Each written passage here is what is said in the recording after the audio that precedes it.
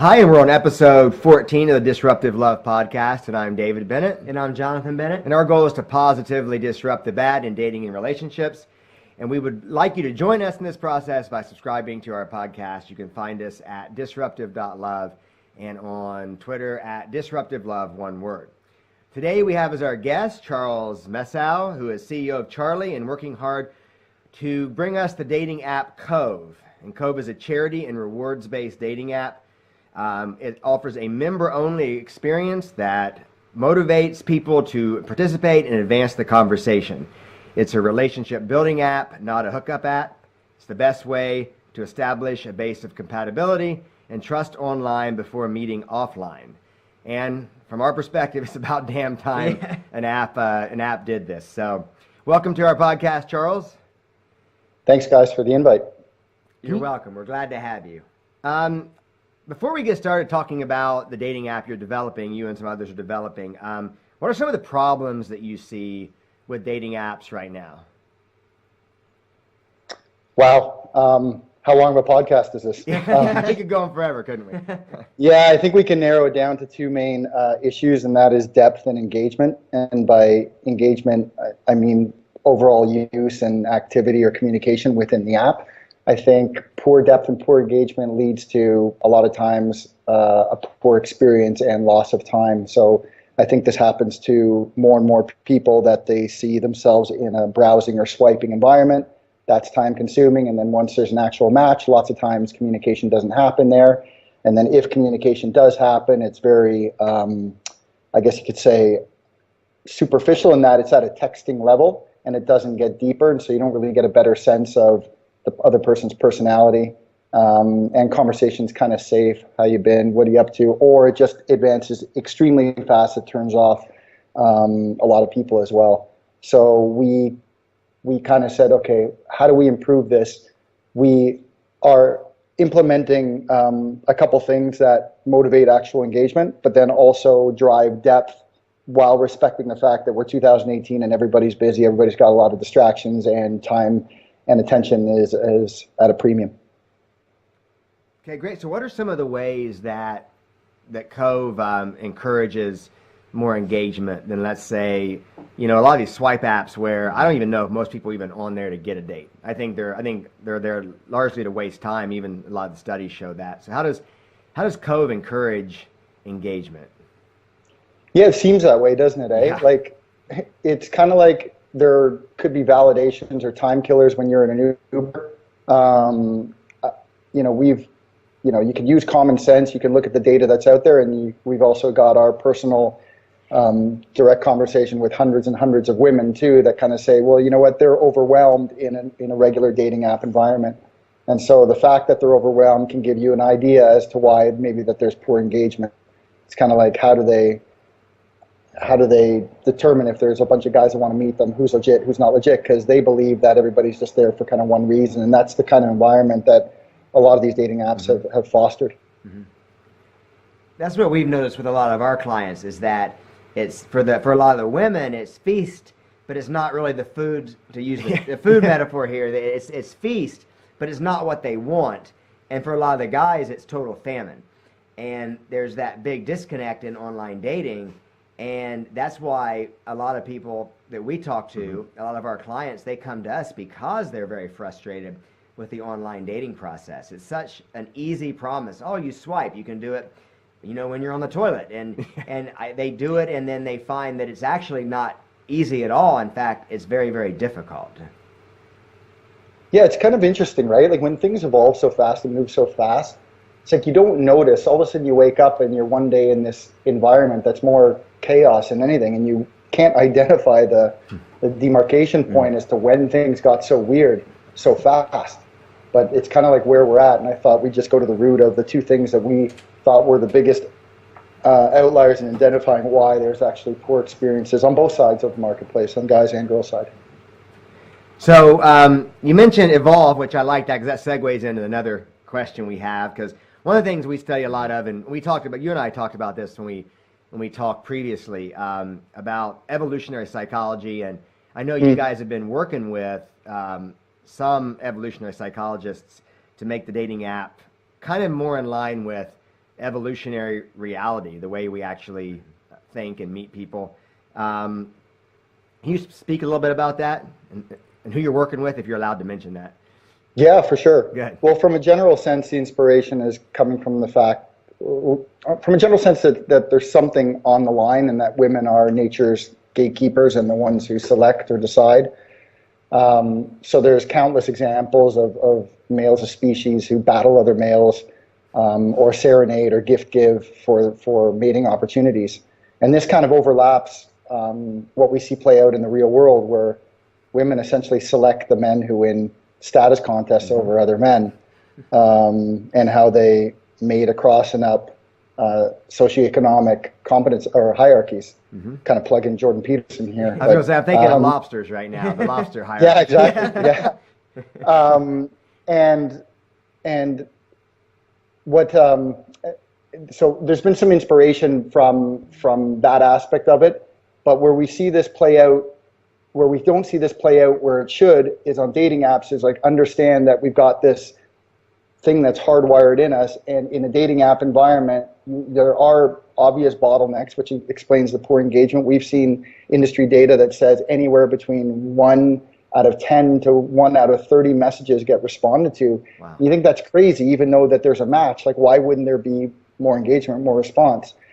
And so there is definitely this element that we're considering in the app, because we're saying that the guy needs to step up. And so we introduce the loyalty perks for that purpose, to say, hey, we're dealing with an imbalanced marketplace as it pertains to dating apps. So how do we rebalance an imbalanced marketplace? And we've got David Buss, who's an evolutionary psychologist, biologist, who's at the University of Texas and has written an unbelievable book called The Evolution of Desire.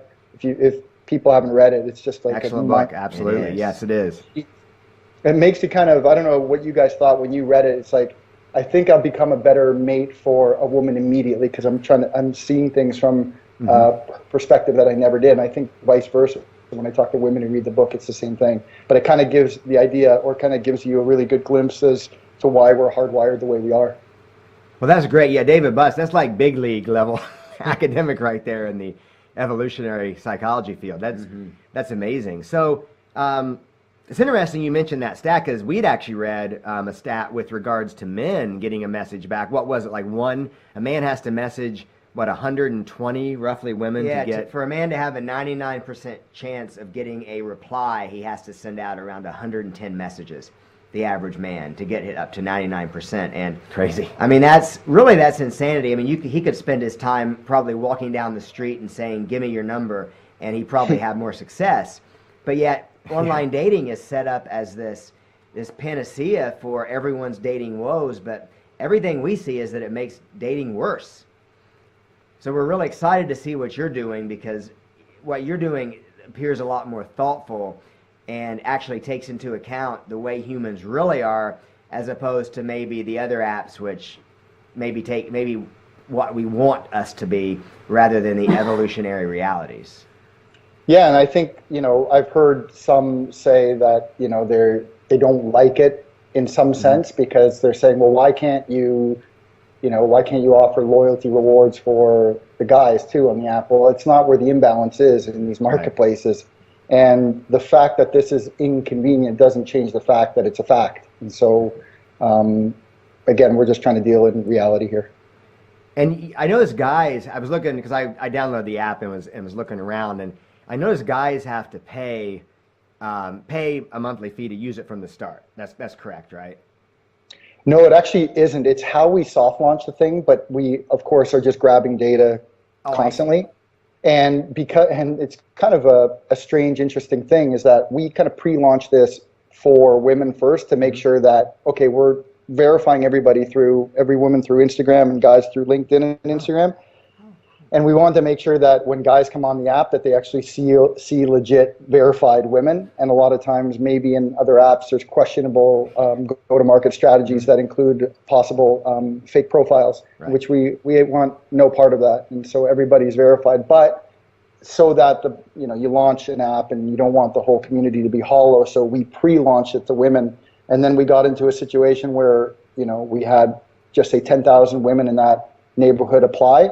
We approved about 20%, And then we had no guys on the platform. Then we opened it up to guys about a week and change ago, for Android and iOS. And then there was such like an imbalance that we didn't want to add another barrier. So we took out the memberships completely. Okay. And so really it's a free app right now. But you know how in a right swipe environment from other apps, it's kind of like the value of the match has been diluted because anybody can just right swipe all day long. Right. And so we're limiting the number of invites that a guy can give to meet a woman in the Cove or to invite her into the Cove. So after that amount of invites that they get that are really risk-free, because at the end of the day, if the invite expires in 24 hours or she rejects it, he gets his invite back. And so he has something kind of on the line because he's got a limited amount, but that's good for her too because she knows that it's genuine and he's being selective as well. So then he pays for additional invites above the 25. And then also if he's outside her exact preferences, which is, height, age related, then he has the opportunity still to reach out to her with a super invite, and that's an extra fee. Great, and that seems to be closer to how kind of real life works too. Obviously, what we've noticed, we kind of joke that a lot of the a lot of women we know who they like in real life doesn't always translate to online, because these standards of like, well, he's got to make this amount, he's got to be this tall, he's got to be within this age range, and she may have had a crush on a guy just a year ago who did not meet any of those standards. So that's good that guys are given that opportunity to maybe get out of that range and make a good impression. I like the integrity and investment too. I mean, it's like, you mean that ad that came up that says there are 5 messages waiting for you from local women before I even signed up? That's not legitimate. Yeah. But I mean, I think there's so much out there that it's so easy to feel like, okay, I'm going to get scammed. It's nice to have a process that's actually verified. And for women, for the whole idea, they're not going to be dealing with creeps or catfishes. And for guys, dealing with people who, if they're going to invest their time and energy, they know that person's at least looking for something and that person's legit. I think it's great. Yeah, excellent. Yeah, it's not for the person that wants, it's definitely not a hookup app, right? So if you're trying to sidestep the process, and our process includes 3 levels of communication. So when you match with, if a woman accepts your invite to meet in the Cove, then you go through these 3 levels of communication, and it starts with text. And then after 7 text messages, the texting functionality within the app actually freezes, and then it moves on. It forces it or guides it to move on to audio within the actual app. And then after a couple audio messages, then it evolves to video message. And so to complete the cycle, there's no kind of sidestepping it. And at every point to move from level 1 to level 2, and then from level 2 to level 3, and to complete the circuit and make it through the Cove, there's a mutual agree that both parties have to agree, saying, yep, I'm still into this, and let's move this forward. Let's get the conversation deeper, even still. And then there's a 10-day kind of countdown timer on this to complete the whole cycle, or else the match drops off, the contact drops off forever. Wow, this is just amazing. This is revolutionary in the way. This is actually how real-world dating works. It's not this. You swipe on someone, they look okay. I was swiping while drinking, and maybe I don't really like that person. I'm going to ghost him and not message him again. Or I'm on here to collect Instagram followers. We've seen that a lot. Or I'm on here to, see how many girls I can get to match back with me because my buddies dared me, type of thing. Or it just becomes a texting buddy. You text indefinitely and no one. That's the biggest complaint I've heard from women, actually, is that they meet a lot of guys and they want the guys to get them out, but they only collect a bunch of texting buddies. That's great how it's kind of like, okay, this is solved. I got that one more text, and then I have to man up, or this thing is going to freeze, and I'm going to lose this person forever. Creating that moment of saying you have to act, of polarization, and you have to do it. Now, one thing I was wondering, though, is have you gotten any pushback from, because we've noticed that people with dating tend to be kind of lazy. Like, they say they want something, and then they sign up for these apps, or then they even put themselves out there, and they actually get really lazy. And this actually requires them to do something. Have you got any pushback from people that just think it's too much work? Not on the work side, but on the comfort zone side, right? Mm-hmm. So it's more like people are accustomed to just texting, and you'll see, I'd say we're clipping about 40% that we see drop off at the voice message level. And we don't know if that's just because the person just thought that the person wasn't interested in texting and they didn't want to move the voice. But we also heard people saying, I'm uncomfortable that they hear my voice. Well, what are you on a dating app for? Like, what are you trying to accomplish here at the end of the day? And so I also am a strong believer that growth happens when you go out of your comfort zone too. So if you want this to evolve and the possibility to see if you've got chemistry or compatibility with somebody, I mean, that's the natural next level. So if you don't want to go through those steps, then probably you weren't that serious about meeting somebody anyway. Well, yeah, at some point, if you want an actual relationship, they're going to have to hear your voice. I mean, that's what I find so fascinating is that people, but again, I think it's a mismatch of goals sometimes. But that is so true about growth and moving forward, because one of the issues we've seen, not necessarily our clients, but we could say, hey, this person really needs some help on the dating side. And as dating coaches, I can look at them for 5 seconds and say, I know exactly what this person should do. I mean, not that I'm some great genius, but the fact that it's pretty obvious. But yet, letting them know that creates a real sense of personal crisis, and they can't accept the fact that they might need some help. And I love the fact that this app kind of, it's pushing people and saying, get out there, like the teacher pushing the kids at the junior high dance. Go out there and dance with someone. They're always glad they did, but it's just that first step that might be the hardest. Yeah, it seems like the feedback that we've gotten from relationship coaches and life coaches who actually can provide their service on the app as well, it's kind of, they like it because it's kind of saying, move this thing forward, get deeper, or move on with life. Like, don't get caught up in very typical dating app environment where there's like this stagnant texting that goes nowhere. Like, what's the point? Everybody is like, I think now more than ever, maybe people are very sensitive about how they spend their time, right? Well, I noticed too, there's I was actually working with a reporter on about this, and I did mention Cove actually. I guess slow dating apps are now the new trend, and people are kind of getting tired of, as we talked about earlier, getting tired of pretty much every other dating app that exists out there, and that the idea of kind of blending the traditional with kind of the modern is the new way to go. Because I don't think dating apps I don't think people are going to give up online dating entirely.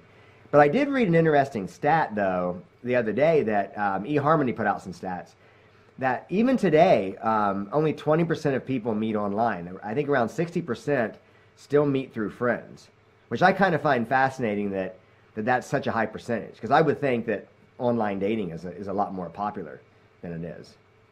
I thought it was up to a third. I mean, I've read different things, and I've seen that range between a fifth of the population to a third, like to 33%. So probably the truth is maybe somewhere in between. You know, you mentioned eHarmony, which is interesting, and obviously we're more, if there was a whole range of dating apps from the pure pickup to like the eHarmony, I'd say we land somewhere in the middle. I only say the middle because we're definitely not a hookup app, and we're more about meaningful quality instead of meaningless quantity. But we're also recognizing that, come on, we're 2018, so things have to be very kind of modern, and still there's this consideration of people's time, and getting deeper faster is our overarching narrative. I think even too, though, I mean, I'm not saying you should become a hookup app or anything, but even I think even if you do have a short-term goal in mind, I would say that meeting someone through the Cove would still be better than swiping. I just am amazed how impersonal a lot of the dating apps are. It's kind of, I think what we've noticed, maybe you can speak to this, but we've noticed that a lot of so when Tinder, for example, produces upgrades, when they upgrade what they're doing, same with Bumble, they almost always do so in a way that I think doesn't really benefit daters. It might be an algorithm improvement, so-called. I know that OkCupid took a lot of steps to essentially limit the amount of messages that guys can send. And I know that Tinder has added features like, for example, top picks, where you get a chance to see, basically all the pretty people that are never going to ever match with you. And Tinder charges you to see those. So it just seems like these dating apps are more focused on improvements that are more technological than reality. You guys seem to be doing something different, though. Yeah, and to your point about the short-term and the longer-term objectives, you're completely right. All we're trying to do is build this foundation that I don't think the other apps really give the environment to build that foundation before taking it offline. I've been a pretty busy guy, but I actually do dabble in the app because I'm curious, and I don't say to the girls that I work for the company. I just am more curious about, the whole process and the guiding of the conversation. And I've gone on dates that I got to tell you, it's super comfortable, because by the time you've exchanged voice notes and a video, not only do you know who you're dealing with, there's no surprises in terms of like looks, personality, compatibility. There's just a comfort level that I've never gotten on any other dating app that I've used. Have you found that, and one of the issues that we've seen clients struggle with, and I think too the dating apps promote, is this idea, I think that, and you probably know these stats, is that the women become super choosy. Did we lose? I think we may have lost you. No, I'm here. I just okay, I killed my video because it started cutting out a bit, the audio here. Oh, okay. Well, we still got you on audio. That's good. But women get really choosy. As you mentioned, they're the gatekeepers. But the stats of the OkCupid stats show that that women basically find 82% of men unattractive online. And I think that would be remedied if they could actually talk to the guy. They could actually engage him, see his sense of humor, see his personality. So it really makes me happy that you guys give guys a chance to do that, because I think guys are going to look a lot more attractive, and even women to guys too, but I think we know men are more visual. So I think the guys are going to get a chance to actually show who they are and go over that hump a little bit by actually talking to the women. The online medium, just without the visual, and of course you can't ever do smell, that's one limitation of online, but without the visual and the personality and hearing the voice and seeing the sense of humor, I think you just can't make that connection. And you're right. I mean, a checklist, we always joke in real life, no one walks up to someone and, pulls out like a yardstick and starts measuring the guy, or, pulls out a scale. Or pulls out a scale, or things like that. I mean, we just don't do that. If you like someone, you like them, and I think it's online, though, you get this idea that, well, he's cute and he's cute, he's doing fun stuff in his picture, but he's 5'9", and my cutoff's 5'10", or a guy will be like, well, my body type is this, even though I'm attracted to her, my body type is this, so I can't message her. When in real life, that wouldn't even be a thing. You guys know who Brian Howie is? Oh yeah. We know Brian. Yeah, that's how we learned about your app. It's through Brian. Okay, cool. Yes. Brian told me something that I giggled when he told me, and it was with regards to like these preferences, specifically height, where he was doing his show, and a woman said that like she would never ever date a guy under 6 feet, like absolutely not, like that was the minimum, or else like discard right away. But she ended up marrying a guy who was 5'7", and Brian was like, okay, well, how did that happen? And she said, because I fell in love with him before he even stood up, and I realized how tall he was. We've actually heard, I read an article one time, it's kind of funny. This article, a woman wrote it basically justifying kind of how she could come to like this guy, who she did fall for while he was sitting down. Like, he was sitting down at this event, and she started to develop a crush on him, and then when he stood up, he was shorter, and she wrote a whole article basically justifying why she could date that guy. But and she liked him, but yeah, Brian actually mentioned it on. Brian's a great guy to follow on Facebook, and he mentioned once that you basically had to decide: do you value, your heels more than you value finding love? And he kind of put it in those stark terms of, and I think for a lot of people, it becomes about, hey, can I wear heels in public? Is that more important than finding a guy who's attractive, treats you right? And I hope for most people the answer is that heels aren't as important.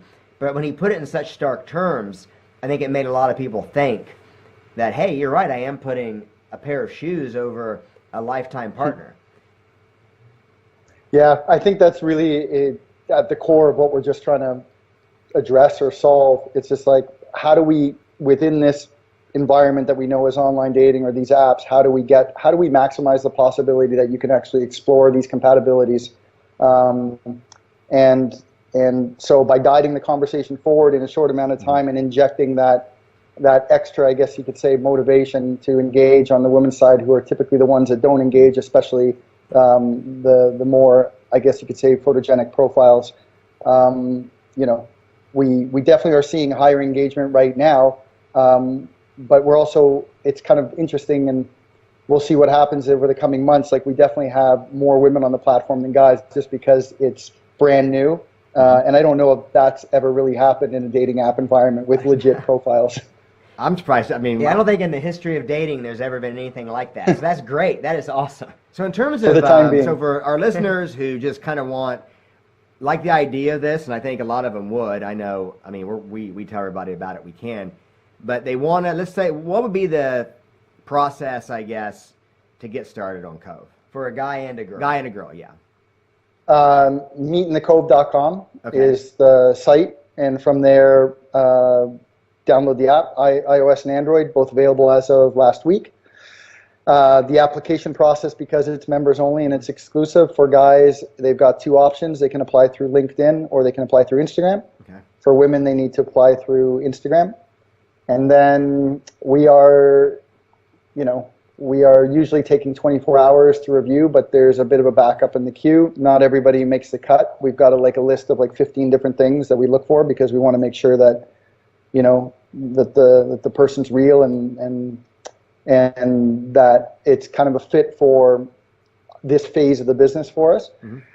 And once they're on board, or once they get the notification that they have been approved, then it's game on. Then it's game on. For the time being, guys have free membership, and then there's only these premium features if they run out of invites or they don't fall within the preferences of what the woman puts. And then this week, we're actually integrating direct loyalty perks through Uber and Starbucks and iTunes and Cool. Amazon on the woman's side. And now we're getting short of time here, so I want to wrap it up a little bit. But I do want to talk about the charity aspect of it. Can you talk about that a little bit?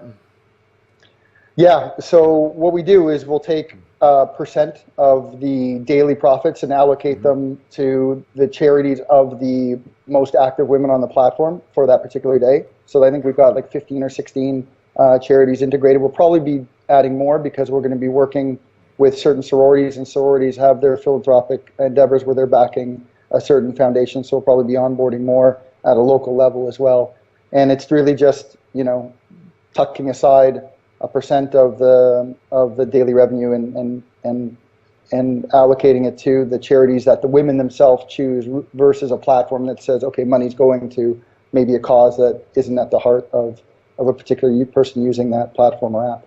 Great, and so that's a tool then to not only, of course, do the right thing, but also to encourage women to be engaged in the app, is what you're saying, right?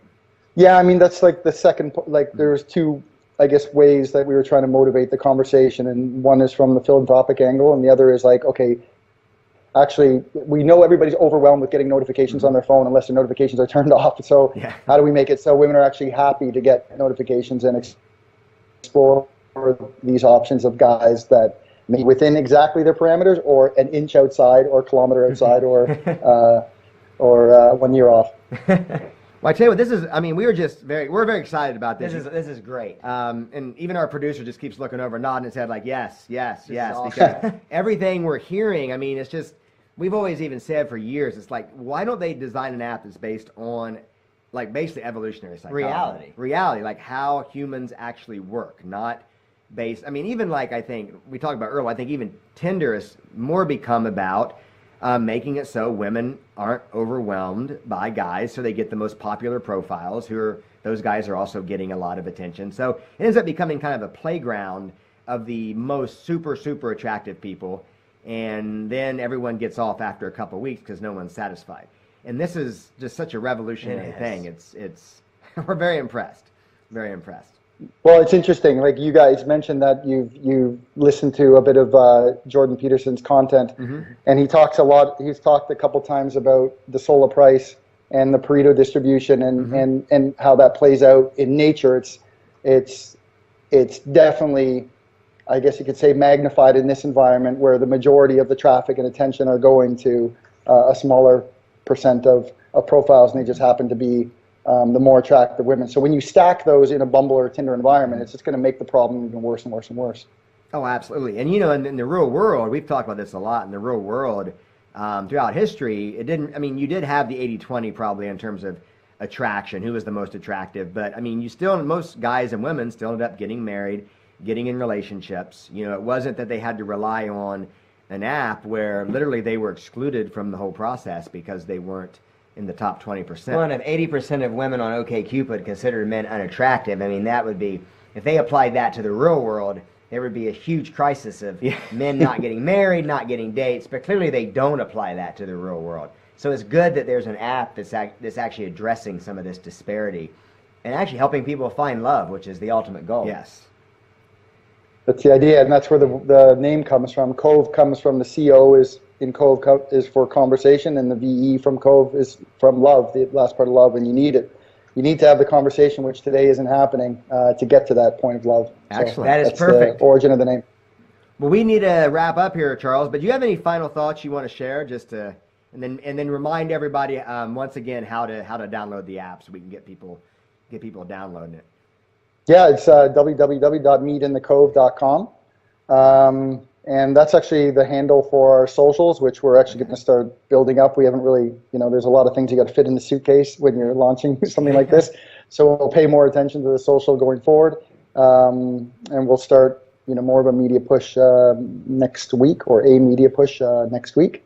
And thank you guys for the opportunity. It's cool chatting with you. Hey, you're welcome. This has been great. It was great to have you. And we want to thank you again for being on here, Charles, and we wish the Cove app the best of luck, and we suggest everybody who's single and looking for something significant and meaningful to get on the app and give it a try. Yep. So, and we would ask all of our listeners to please join us for the next episode when it comes out. Thank you.